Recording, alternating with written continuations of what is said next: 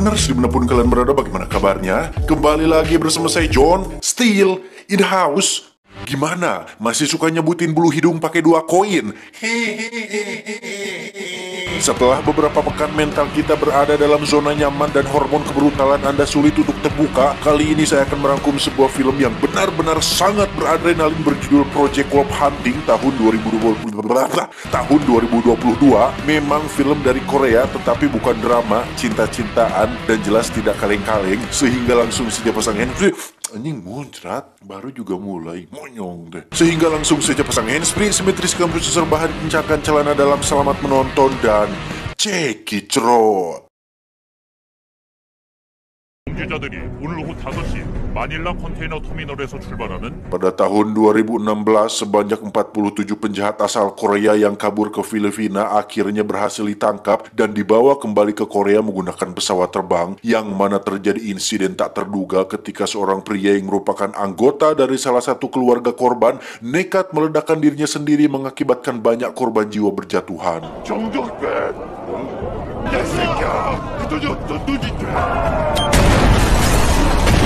Dan kisah akan berfokus pada tahun ini, tahun 2022, ketika sebanyak 20 penjahat berhasil ditangkap dan akan dibawa pulang ke Korea. Namun mengingat kejadian di tahun 2016, pemerintah memutuskan untuk menggunakan kapal kontainer sebagai kendaraannya demi mencegah warga sipil atau keluarga korban melakukan bom bunuh diri seperti yang terjadi di adegan awal tadi. 호송 선박을 지정했습니다. 이번 송환에는 강력 사건을 전 이번 호송에는 일반 시민이 접근할 수 없는 화물선 터미널.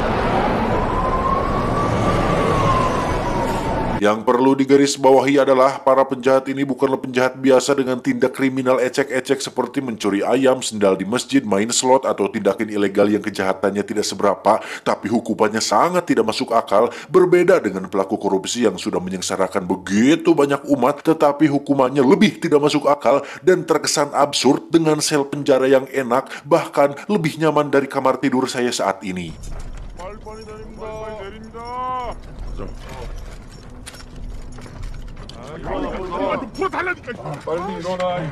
Nah, para napi ini merupakan penjahat dengan peringkat tertinggi di Interpol, yang berarti mereka semua telah melakukan tindakan kriminal di luar batas ambang, sehingga ditugaskanlah para polisi berpengalaman untuk mengawal perjalanan ini sampai tiba di Korea.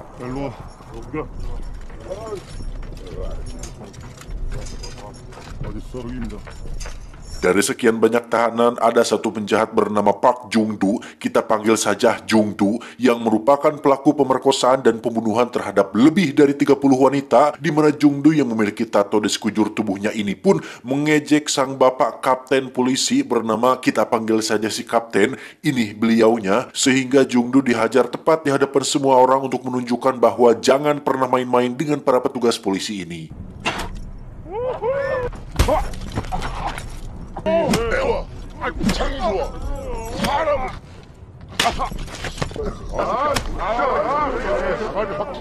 Beralih ke Korea, lebih tepatnya kantor pusat komando yang mengawasi perjalanan ini, yang di situ ada Bapak Komandan yang akan menjadi pemimpin dalam misi pemindahan para penjahat tingkat tinggi ini. Kembali ke kapal, di menit-menit sebelum keberangkatan, para tahanan pun dimasukkan ke dalam satu ruangan berisi 2 tahanan, di mana anak buah kapten yang akan ditempatkan di depan setiap ruangan untuk menjaga dan mengawasi para penjahat jikalau ada yang macam-macam atau berniat untuk melarikan diri.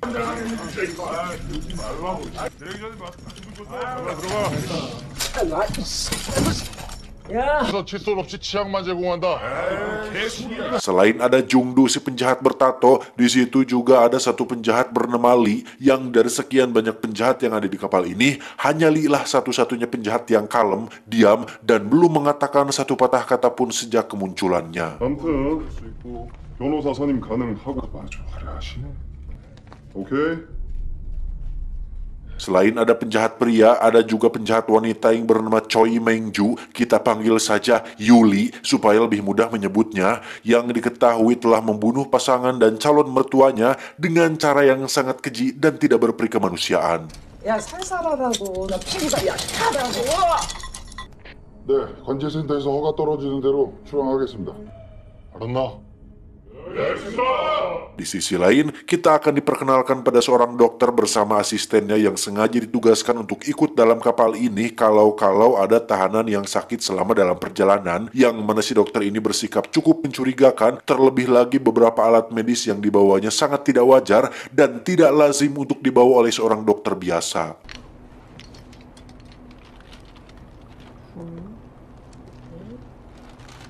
혹시 술 같은 거 좀 챙겨 오셨어요? Selain itu, ada juga tim koki yang bertugas khusus untuk memasak makanan bagi para tahanan, di mana sang kapten yang merasa terbantu pun sangat berterima kasih kepada mereka semua yang telah mau dan bersedia untuk ikut dalam perjalanan yang beresiko ini. 네, 저희 이제 출발하겠습니다.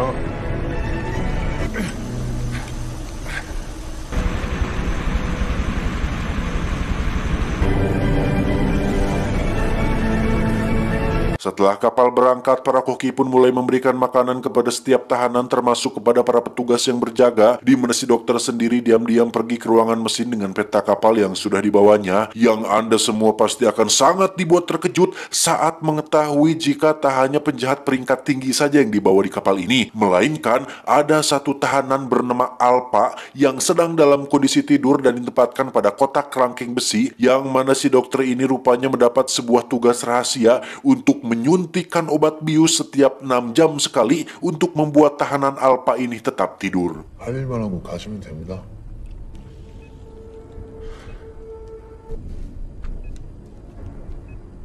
Sampai sini jelas bahwa ada suatu tujuan rahasia yang tidak diketahui oleh si kapten termasuk awak kapal, apalagi ketika Bapak Komandan diam-diam membuka sebuah dokumen rahasia dengan tingkat kerahasiaan tinggi atau top secret. Sudah jelas bahwa ada rahasia yang sedang disembunyikan oleh si Bapak Komandan dari semua anak buahnya. 정도 119도 38분. 속도는 12노트로.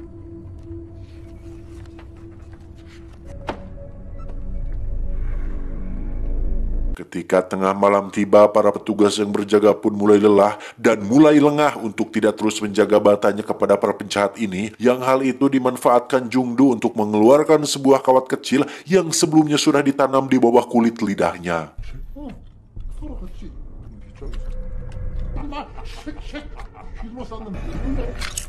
여기 이거가 정말 벤치다가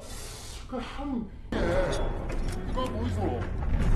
Di saat bersamaan kita kembali akan dikejutkan dengan sebuah fakta bahwa para koki ini rupanya bukanlah koki asli, melainkan rekan si Jungdu yang sama-sama penjahat kejam, di mana mereka sebelumnya sudah membunuh para koki asli dan menyamar sebagai mereka untuk bisa masuk ke dalam kapal ini.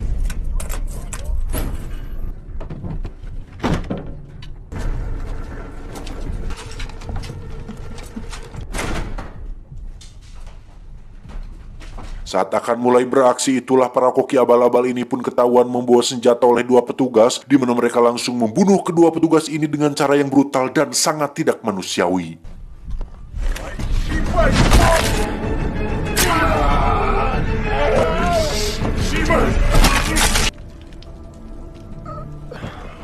Setelah memasukkan jasadnya ke ruangan pendingin, mereka semua pun masuk ke ruangan kapten kapal dan membantai semua kru kapal, kemudian merusak semua alat komunikasi termasuk satelit, supaya kantor pusat tidak bisa mengetahui apa yang sedang terjadi.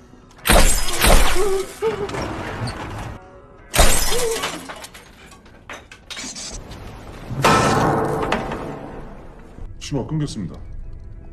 무슨 말이야 그게? VHF 연결이 안 됩니다. AIS 입맛에 둘 다. Kembali ke Jungdu yang berhasil memancing satu petugas untuk masuk, di mana Jungdu langsung menyerangnya dengan cara menggigit telinganya sampai putus, yang di saat bersamaan muncullah sebagian koki abal-abal yang membantai seluruh petugas yang berjaga di tempat ini, sehingga Jungdu bisa leluasa menghabisi satu petugas tersebut. Dan yang lebih edan lagi adalah dia benar-benar menikmati momen tersebut dengan cara menikam jantungnya secara perlahan dan mengencingi jasad tersebut dengan sangat nikmat dan sangat mencer sekali.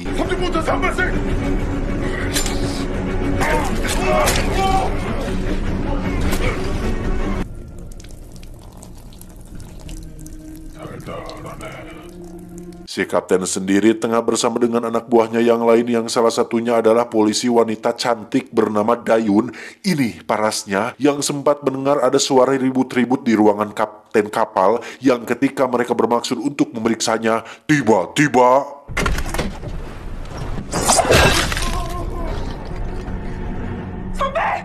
Ya, terjadi baku tembak antara si kapten dengan si ketua koki abal-abal, di mana Dayun yang cantik jelita ini pun sungguh hebat ketika berani mengangkat senjata dan terlibat dalam momen berbahaya ini.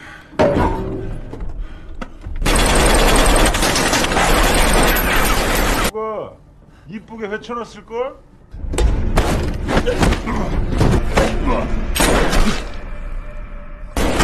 Setelah berhasil membunuh si ketua koki, Dayun pun mencoba untuk bertanya kepada satu kru kapal yang berhasil selamat mengenai apakah ada cara lain untuk menghubungi pusat, di mana si kru pun mengatakan bahwa ada telepon satelit di ruangan mesin yang merupakan satu-satunya cara agar mereka bisa menghubungi kantor pusat. Kembali ke Jungdu yang berhasil membebaskan semua penjahat sekaligus menguasai kapal ini, di mana Lee yang tidak setuju dengan aksi ini pun menyarankan Jungdu untuk urungkan niatnya karena Lee nampaknya sudah bisa membaca jika rencana ini terlalu gegabah dan bisa membuat mereka semua celaka. 그냥 조용히 한국으로 가라. 원래대로. 돌아삐겠네. 뭐 일이 이래 됐군요. Si dokter sendiri terlihat begitu panik ketika mendengar suara tembakan, di mana dia memutuskan untuk mengunci pintu dan mengurung dirinya bersama si asisten agar tidak terlibat dalam kekacauan yang sedang terjadi. Sementara Jungdu pergi ke ruangan mesin, satu penjahat bernama Samsul ini pun melakukan tugasnya untuk mengumpulkan semua jasad di dalam ruangan pendingin yang secara terduga darah dari semua tubuh korban pun mengalir melalui saluran pipa pembuangan yang tanpa disengaja bocor dan menetes tepat di wajah si tahanan Alpa. Dan 다 옮겼습니다.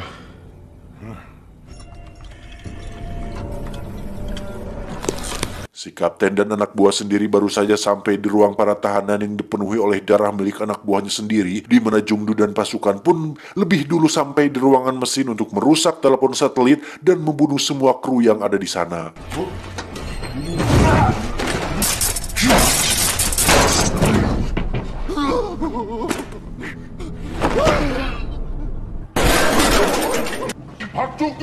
Ya, muncullah si kapten bersama sisa anak buahnya yang bermaksud untuk menangkap mereka semua, yang sebetulnya kapten tinggal tembak saja para penjahat ini, beres, gak perlu ribet-ribet gelut. Tetapi nampaknya itu terlalu mudah bagi mereka semua sehingga kedua kubu ini memutuskan untuk bertarung dengan tangan kosong, yang itu lebih ada gregetnya. 죽지 말라고 새끼야!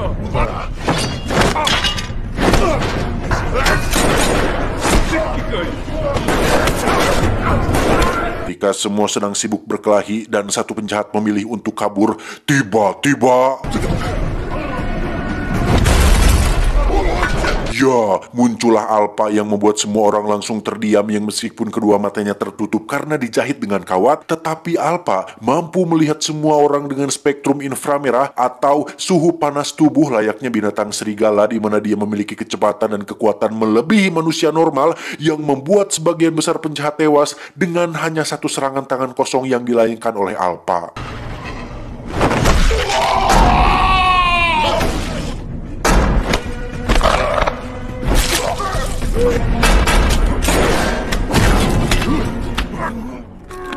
Dari sekian banyak film Korea, baru film ini dan film I Saw the Devil yang benar-benar secara vulgar menunjukkan kebrutalan edan-edanan yang tanpa ragu diperlihatkan kepada para penonton yang sekelas penjahat seperti Jungdu saja memilih untuk kabur dengan menembak semua orang secara membabi buta.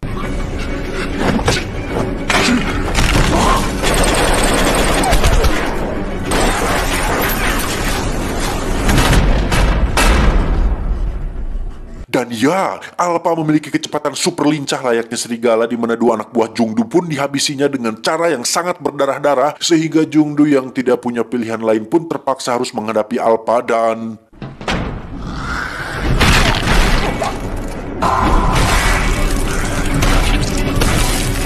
tersisa Lee, si kapten, Dayun, dan kakek Napi. Mereka berempat pun dihampiri oleh Alpa, yang mana Lee berhasil menahan serangannya, sekaligus sempat melihat dan mengenali tanda nomor pada dadanya yang sepertinya Lee mengetahui sesuatu yang tidak diketahui oleh semua orang.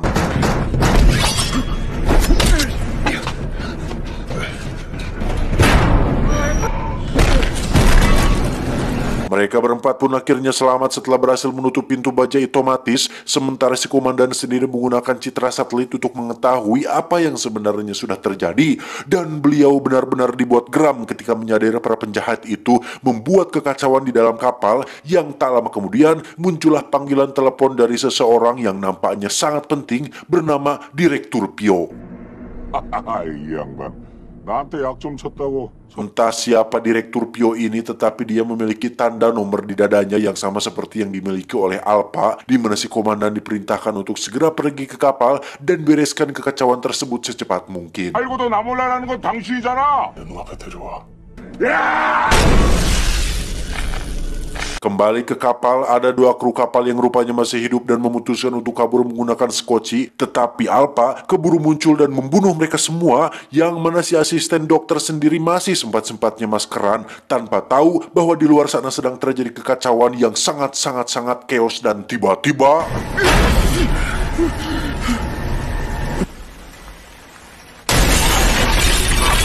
saat kabur itulah si dokter tak sengaja bertemu dengan kapten dan kawan-kawan, yang karena saking ketakutannya si dokter pun keceplosan dan akhirnya jujur bahwa perjalanannya sebenarnya untuk membawa tahanan Alpha ke Korea, yang mana si dokter sendiri hanya dibayar untuk menyuntikkan obat bius setiap 6 jam sekali untuk membuat tahanan Alpha tetap tidur.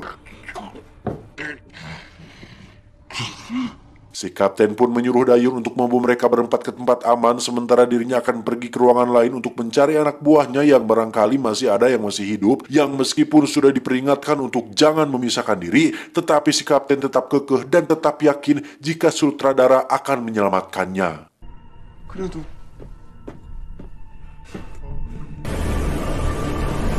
Di ruangan lain kita akan melihat Samsul dan anak buah baru saja bertemu dengan Yuli dan asistennya, sementara satu polisi wanita sudah dalam kondisi terikat tanpa mereka semua menyadari jika ada sosok monster yang sebentar lagi akan menghampiri mereka semua. Dan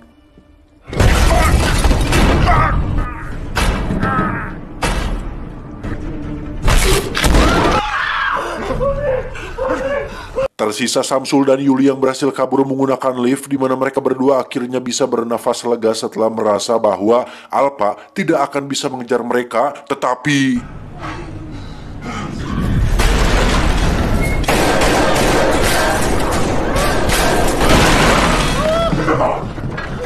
beruntung bagi Yuli karena berhasil diselamatkan oleh si kapten, tetapi Samsul harus bernasib naas ketika tak sempat keluar dari lift, yang karena kabel liftnya sudah rusak akibat tembakan tadi. Lift itu pun meluncur jatuh dengan Alpha dan Samsul yang masih berada di dalam sana. Mengira jika Alpha tidak akan bertahan, si kapten benar-benar dibuat takjub tatkala melihat Alpha masih nangtung berdiri tegak seolah tak terjadi apa-apa, sehingga mereka berdua segera pergi ke dapur untuk mengamankan Yuli di dalam ruangan pendingin. Dan ya, si kapten yang seorang manusia biasa pun harus duel dengan seorang monster yang memiliki kekuatan luar biasa, yang meskipun si kapten sempat berhasil memutuskan lengan kanan si Alpha, dia tetap tidak memiliki peluang untuk selamat dan harus tewas seperti semua anak buahnya. Giliran Teh Yuli yang disatroni, dia pun berpikir keras untuk bisa selamat dengan cara berbaur bersama mayat yang ada di sana dan pura-pura mati dengan tidak bergerak sama sekali, yang secara tak terduga cara itu berhasil untuk mengelabui si Alpha.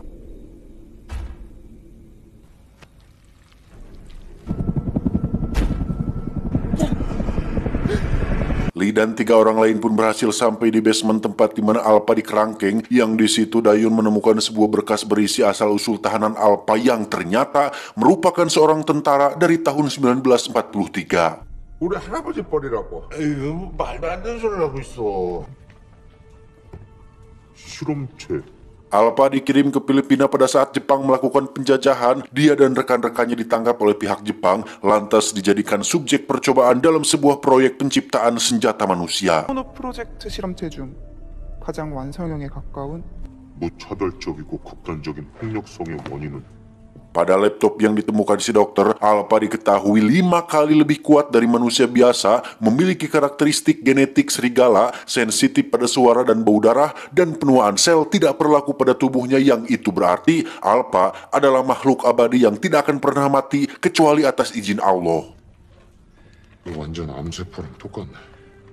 Dan kita akan dibawa flashback ke tahun 1943 ketika eksperimen ini baru saja selesai dilakukan, di mana saat semua orang sedang tepuk tangan merayakan keberhasilan ini, suara tepuk tangan tersebut memicu Alpha untuk bangkit dan langsung membantai semua orang yang ada di sana.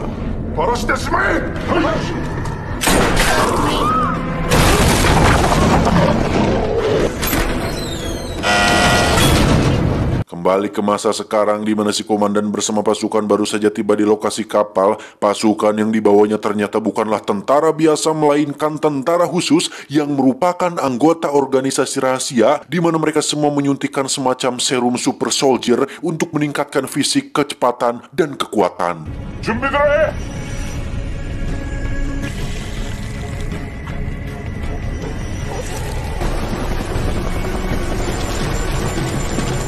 Sesampainya di dalam kapal, si komandan langsung disambut oleh Teh Yuli yang meminta pertolongan, disusul dengan kemunculan Dayun, si dokter, dan si kakek, di mana si komandan langsung membunuh Yuli dan Dayun karena tujuan mereka ke sini bukan untuk mengevakuasi mereka, melainkan untuk membunuh Alpha yang sudah kepalang lepas dan tak terkendali.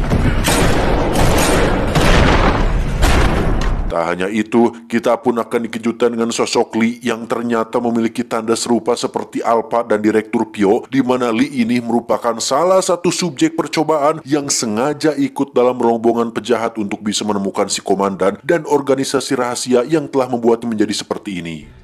하는 짓거리는 여전히 추잡하네. Sedikit kilas balik, Lee dan beberapa kawannya ternyata adalah korban penculikan untuk dijadikan subjek percobaan, yang dari semua subjek tak ada satupun yang berhasil bertahan dari serum tersebut, hingga ketika semua mayat akan dibuang dan dijadikan makanan babi, Lee secara tak terduga membuka mata, pertanda tubuhnya menerima serum tersebut, yang dari situ Lee memutuskan untuk hidup normal dengan menikah dan memiliki keluarga kecil, sampai si komandan muncul kembali membunuh istri dan bayi kecilnya, yang membuat Lee memutuskan untuk membalas dendam kepada si komandan dan organisasi rahasia tersebut. Tak lama muncullah Alpha yang membuat perhatian semua orang langsung teralihkan, di mana semua pasukan langsung menimbakinya, yang membuat pertarungan brutal tak terhindarkan lagi.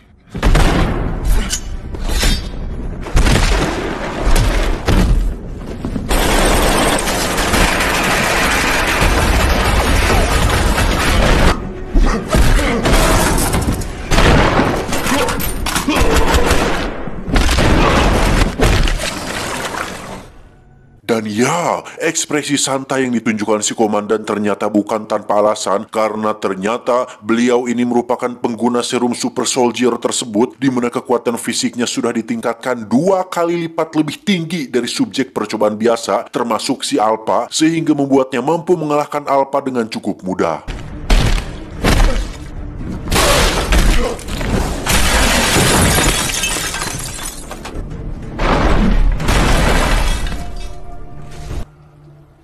이 새끼는 죽을 거니까. Si dokter dan si kakek sendiri naik ke dalam helikopter si komandan. Alih-alih akan kabur dari sini, mereka berdua justru harus mati bersama pilot yang standby di dalam heli tersebut. Tersisa Lee dan si komandan di kapal ini. Mereka berdua bertarung dengan basic yang sama, yaitu sama-sama pengguna serum. Namun karena serum si komandan sudah ditingkatkan khasiatnya, maka Lee harus dibuat kewalahan oleh serangan yang diberikan oleh beliau.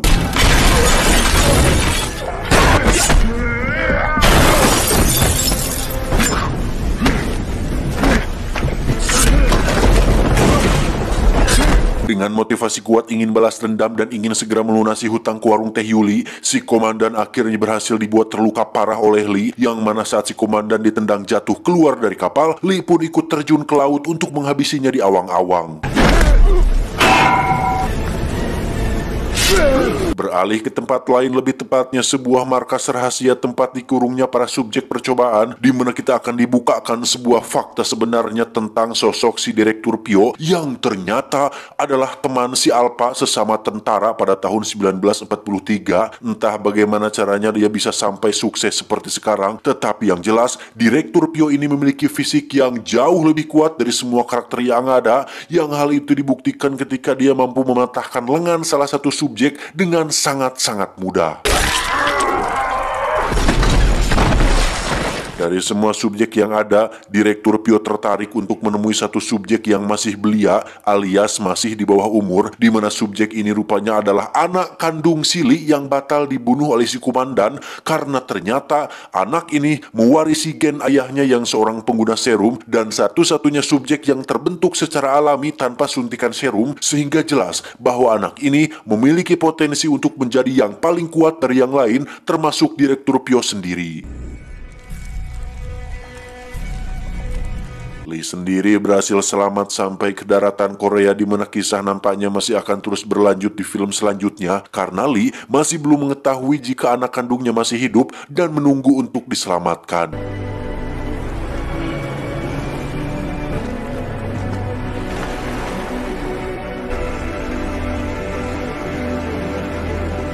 Dan inilah proyek berburu serigala.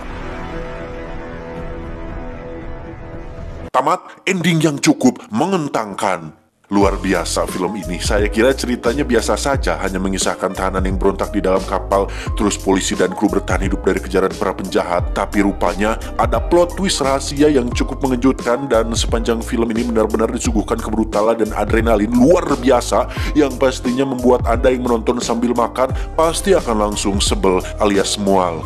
Saya mah tidak dong, mental kuat seperti saya mah, adegan berdarah-darah seperti ini mah biasa, paling di skip. Pesan yang bisa kita ambil dari film ini adalah orang terkuat bukanlah mereka yang menunjukkan kekuatan di depan kita, tetapi mereka yang memenangkan pertempuran yang tidak kita ketahui. Jangan berhenti ketika lelah, berhentilah ketika selesai. Ingat, mencintai diri sendiri berarti memahami bahwa kamu tidak perlu menjadi sempurna untuk menjadi baik. Saya John, mewakili orang-orang terkuat di bumi, mengucapkan terima kasih dan sampai jumpa di video selanjutnya. Adios, Karung Tebu Tutankhamun. Cuau, cuau, cuau.